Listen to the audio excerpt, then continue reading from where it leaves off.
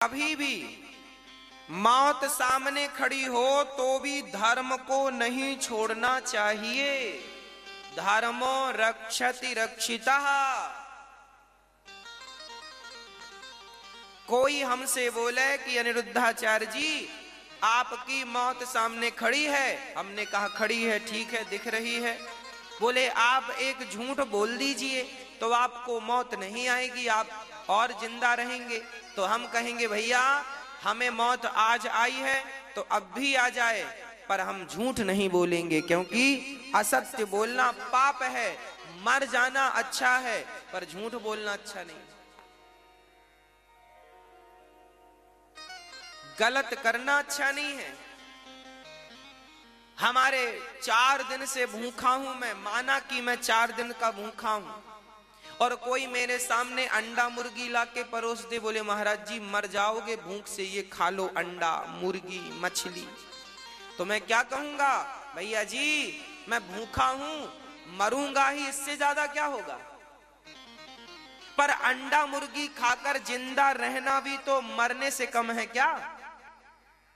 माथे पे कलंक लगा के जिंदा रहने से अच्छा है कि मर जाओ। मर जाना ज्यादा अच्छा है, पर माथे पे कलंक लगा के जिंदा रहना अच्छा है क्या? मरने में तो एक बार मरता है आदमी, और कलंक के साथ जितने घंटे जितने दिन जिंदा रहता है उतने घंटे उतने दिन उतनी मौत मरता है। इसलिए मर जाना अच्छा है, पर कलंकित होकर रहना, चरित्र से गिरकर जिंदा रहना, मांस भक्षण करके जिंदा रहना, शराब पीकर जिंदा रहना, इनसे अच्छा है मर जाना। झूठ बोलकर जिंदा रहने से अच्छा है सच बोल के मर जाओ। कल मरेंगे, आज ही मर जाए, हमें क्या फर्क पड़ता? यहां भी सुखी वहां भी सुखी रहना है। कोई जीने की कोई चाह थोड़ी है कि हम 1000 साल तक जिए। हमें चाहिए नहीं 1000 साल, हमें तो 100 साल भी नहीं चाहिए। जो विधाता दे दे, आज बुलाएं तो आज चले जाएं, पर झूठ नहीं, कपट नहीं, छल नहीं, गलत नहीं। ये सिद्धांत आपको बनाना चाहिए, हम सबको बना। मर जाना चाहिए पर सत्य को नहीं छोड़ना चाहिए। मैं राम जी की एक कथा सुनाता हूं। राम अपने भाई लक्ष्मण से कितना प्यार करते हैं आपको पता है कि नहीं? जब लक्ष्मण को शक्ति लगी तो राम जी रोए कि नहीं? मेरा लक्ष्मण देख मैं मर जाऊंगा यदि तू जीवित नहीं हुआ। हनुमान जी गए और संजीवनी बूटी लेके आए। राम लक्ष्मण से कितना प्यार करते हैं आप लोगों ने राम कथा में देखा होगा, रामचरितमानस में सुना होगा। लक्ष्मण जी को शक्ति लगी तब राम जी कितना रोए थे। याद रखना, राम लक्ष्मण से इतना प्यार करते हैं, पर आखिरी समय अयोध्या में क्या हुआ था? राम जी मीटिंग कर रहे थे किसी के साथ, और राम जी ने कहा कि लक्ष्मण कोई अंदर प्रवेश ना करे मेरी आज्ञा के बिना। यदि कोई आ गया तो उसे मृत्यु दंड दिया जाएगा। तो लक्ष्मण जी खड़े हैं द्वार पर, कोई अंदर नहीं जाएगा। तभी दुर्वासा जी आ गए। दुर्वासा जी बोले हमें अंदर जाना है, राम से मिलना। लक्ष्मण जी बोले ना सरकार 10 मिनट वेट कीजिए, राम जी मीटिंग में है। दुर्वासा जी बोले पूरी अयोध्या को भस्म कर दूंगा श्राप दे करके। लक्ष्मण जी बोले ना ना ना ना ना ना, ऐसा मत कीजिए। अब लक्ष्मण जी ने विचार किया कि सारी अयोध्या मरे उससे अच्छा है कि मैं अकेला मर जाऊं। मेरे अकेले मरने से यदि सारी अयोध्या की प्रजा सुखी और सुरक्षित होती है तो चलो। लक्ष्मण जी गए राम के पास, और राम ने देखा, दंग रह गए। लक्ष्मण आपको कहा था किसी को मत आने देना, तुम ही आ गए, और मैंने वचन ले लिया है कि जो आएगा बीच में उसे मृत्यु दंड दिया जाएगा। अब देखो राम भला लक्ष्मण को कैसे मृत्यु दंड दे दें। अच्छा बताओ, राम अपने भाई के लिए तो अपनी बात मैट सकते थे कि नहीं? बोलो, मैट सकते थे, पर नहीं। धन्य है वो राम, और धन्य है वो राम का निष्कलंक जीवन कि अपने भाई को लक्ष्मण जी ने कहा ना भैया। राम जी ने ये नहीं कहा कि तू मर जा अब जा ना। लक्ष्मण जी ने कहा प्रभु आपकी वाणी आज तक मिथ्या नहीं हुई, तो आज कैसे मिथ्या हो। लक्ष्मण ने जानकर सरयू में डूबकर अपना शरीर पूरा कर लिया। दिव्य शरीर था, लीला थी, चले गए। पर कहने जाने के पहले ये समझा कर गए हैं आपको और हमें कि देखो मर जाना पर अपनी वाणी को मिथ्या मत होने देना। मर जाना पर अपने धर्म को मत जाने देना। धर्मो रक्षति रक्षिता। अरे धर्म है तो सब कुछ है, और सब कुछ है धर्म नहीं है तो सब कुछ का अर्थ क्या है। आज का व्यक्ति धर्म को जानता ही नहीं। आज का व्यक्ति धर्म का पालन करना भी तो नहीं जानता, सीखता ही नहीं है कुछ। पहले कोर्ट कचहरी पुलिस वुलिस कुछ नहीं हुआ करती थी। पहले लोगों को धर्म का ज्ञान था तो कोई गलत करता है, उसे पता था कि हम चोरी करेंगे तो नरक जाएंगे। वो सोचता था यहां के पैसों से थोड़ा सा सुख मिल जाएगा पर इसके बदले में जो दुख मिलेगा वो जानता था। वो बिलीव करता था शास्त्रों पे। आजकल का आदमी विश्वास ही नहीं करता, इसलिए डरता ही नहीं आज का व्यक्ति। पहले का आदमी गलत से डरता था, वो चाह कर भी नहीं करता था। नहीं करेंगे हम गलत, ना गलत करेंगे ना। वो जानता था ना, उसे धर्म का ज्ञान था। आज लोग अधर्म क्यों कर रहे हैं? क्योंकि इन्हें धर्म का ज्ञान नहीं। इन्हें लगता है लूट घसोट के जैसा मिल जाए बस पैसा मिल जाए। ये नहीं जानते कि बेटा तुम्हारी आने वाली हजारों पीढ़ियां लंगड़ी लूली गूंगी पैदा होंगी जो तुम चोरी कपट छल कर रहे हो।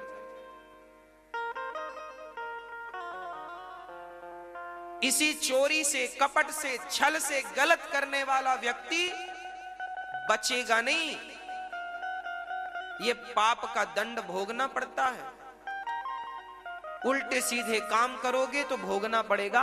भगवान के यहां पर सबका हिसाब किताब होता है। मेरे मालिक की दुकान में सब लोगों का खाता, किसी को कौड़ी कम नहीं देता, किसी को दमड़ी ज्यादा।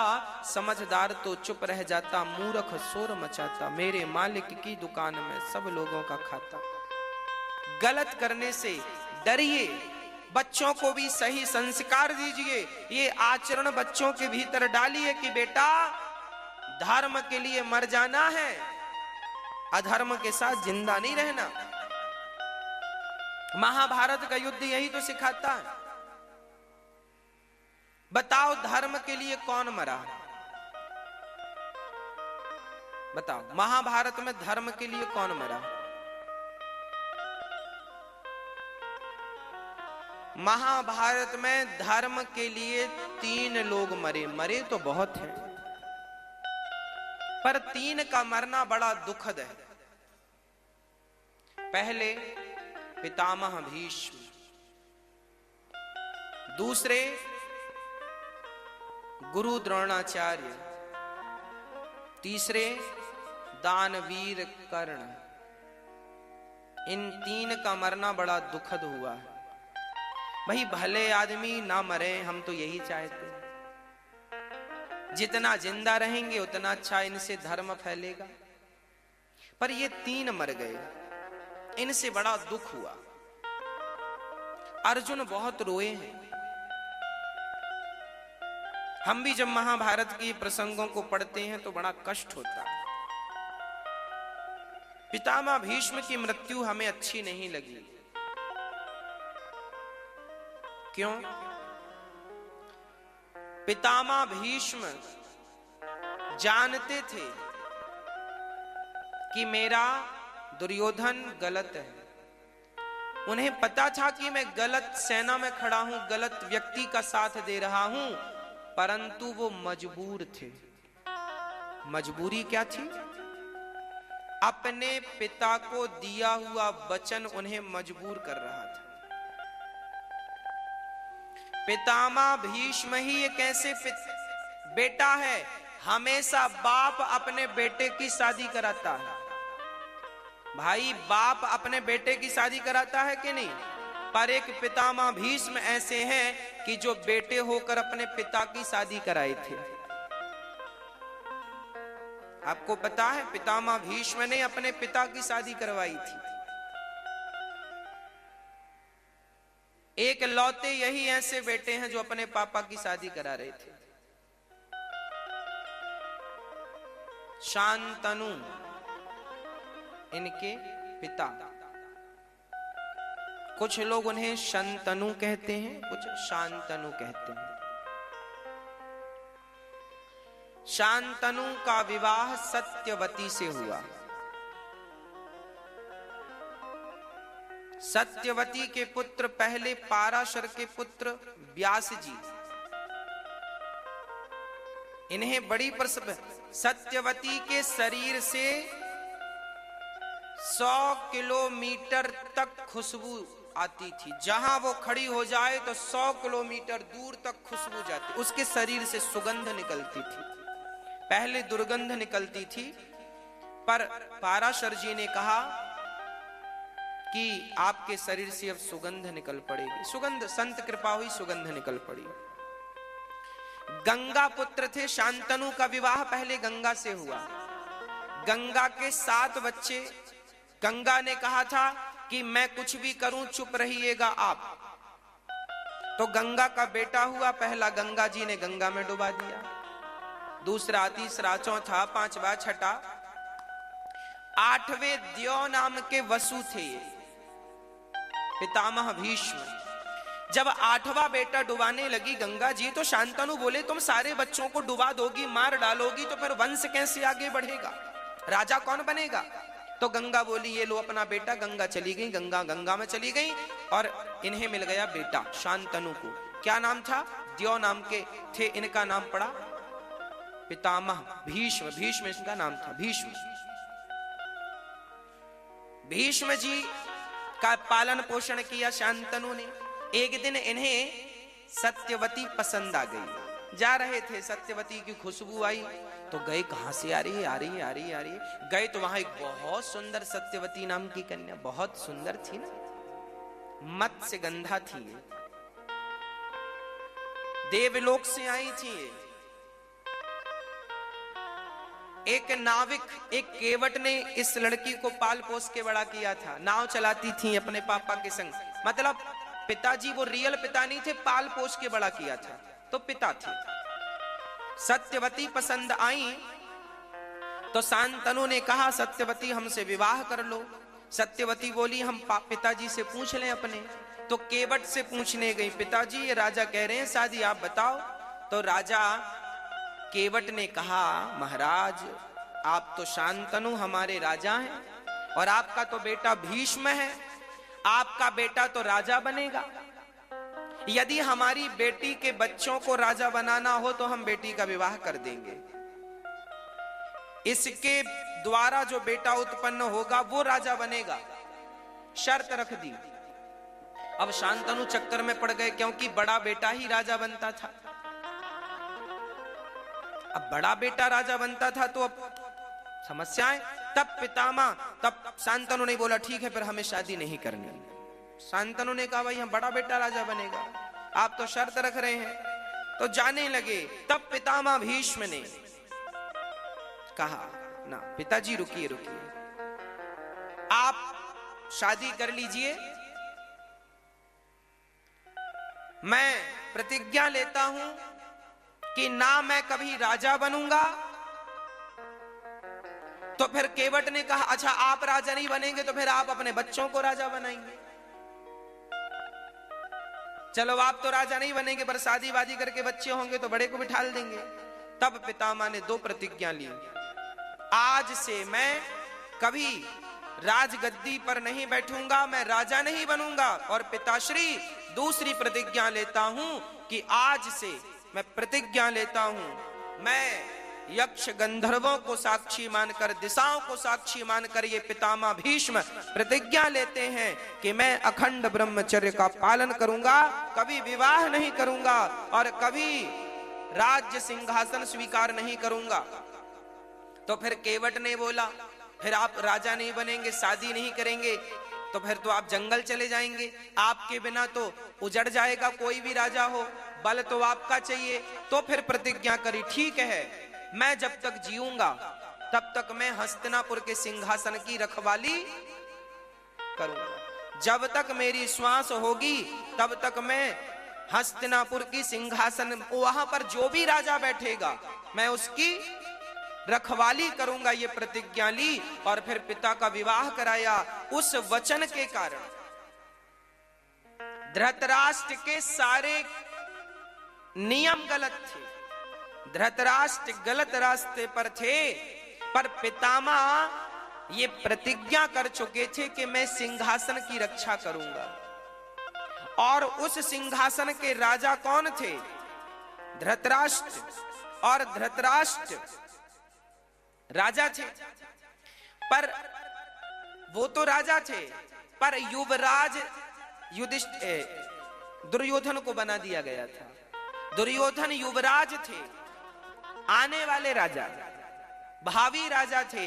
तो धर्म पितामह भीष्म को मजबूरी के कारण इनका सपोर्ट करना पड़ता था। वो चाहते थोड़ी थे।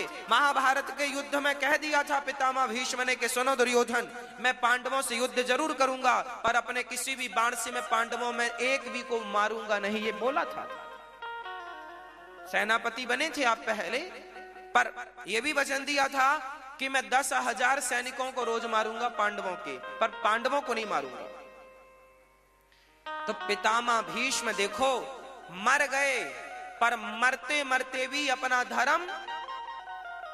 भारी सभा में जब द्रौपदी की साड़ी खिंची तो आपको क्या लगता है पितामह भीष्म चुपचाप बैठे थे ना?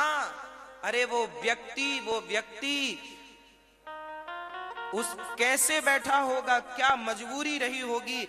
आज पितामह भीष्म अपने आप को कोस रहे हैं, क्यों मैंने प्रतिज्ञा ली। यदि प्रतिज्ञा ना ली होती तो मैं इस दुर्योधन को पकड़ के गर्दन काट देता इसकी, पर प्रतिज्ञा के कारण ये हाथ रुके थे। देखिए, व्यक्ति मर गया पर धर्म नहीं छोड़ा। पितामह भीष्म की मजबूरी आज तक किसी ने समझी ही नहीं। जो पितामह को आरोप लगाते हैं, क्या मजबूरी थी। भारी सभा में द्रौपदी की लाज लुट रही थी। अरे भाई, पितामह बोलते कि क्यों लुट रही है लाज, बोलते तो दुर्योधन बोल देता बुढ़े बैठे रहो, तो अपमान भी तो सहन नहीं होता, इसलिए भाई अपमान कराने से अच्छा है चुपचाप बैठे रहो। दुर्योधन बड़ा दुष्ट था, कलयुग का अवतार था। वो बोल देता है बुढ़े बैठे रहो, तो इज्जत भी तो, पर कुछ बहुत सारा गलत हो गया। पितामह भीष्म बाणों की सैया पर लेट गए। दूसरी मृत्यु हुई गुरु द्रोणाचार्य। द्रोणाचार्य जानते थे कि दुर्योधन गलत है, धृतराष्ट्र गलत है, फिर भी सपोर्ट क्यों किया? क्योंकि मजबूरी थी। मजबूरी क्या थी? गुरु द्रोणाचार्य की द्रुपद के साथ अच्छी खासी दोस्ती थी, है ना, अच्छी दोस्ती थी। एक दिन अपने दोस्त से मिलने के लिए गए द्रोणाचार्य, तो इनके दोस्त ने कह दिया, अरे तुमसे हम दोस्ती करेंगे क्या? तुम्हारी औकात देखते हो, तुम्हारी औकात क्या है? गुरु द्रोणाचार्य को द्रुपद ने निकलवा दी अपनी सभा से और कह दिया तुम हमारे योग्य थोड़ी हो गुरु मित्र बनाने के। अब वो लेकर के घुटन गुरु द्रोणाचार्य आए और वहां इन्हें पितामह भीष्म ने नियुक्त कर लिया शिक्षा देने के लिए। तो ये यहाँ के शिक्षा गुरु बन गए। इन्होंने पांडवों को शिक्षा दी और पांडवों से कहा जाओ द्रुपद को पकड़ के लाओ। फिर द्रुपद को बंदी बना के लाए गुरु द्रोणाचार्य के चरणों में। फिर गुरु द्रोणाचार्य को द्रुपद का आधा राज्य दिया गया था।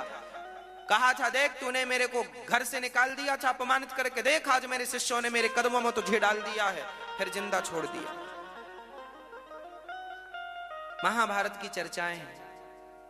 और वो गुरु द्रोणाचार्य मारे गए। क्यों?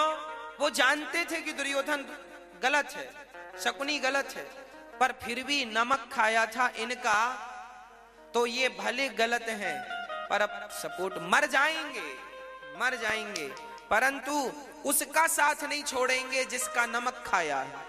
ये नमक के लिए मर गए, पितामह तो प्रतिज्ञा के लिए मर गए और ये नमक के लिए मर गए। हमारे यहां नमक हराम नहीं होते थे ना। पितामह गुरु द्रोणाचार्य कह देते कि मैं जा रहा हूं पांडवों के पक्ष में, तो क्या होता, नमक हरामी हो जाती कि नहीं। भाई मैं आपका नमक खाऊं और जब आप पर कोई संकट आए तो मैं आपको छोड़ के भाग जाऊं, तो ये तो गलत है ना। मेरे धर्म के खिलाफ आप देखो, गलत हो कि सही, वो भाई दुर्योधन गलत था, इसका पाप दुर्योधन को लगेगा, पर गुरु द्रोणाचार्य ने चूंकि उस राज्य का नमक खाया है, भाई गुरु द्रोणाचार्य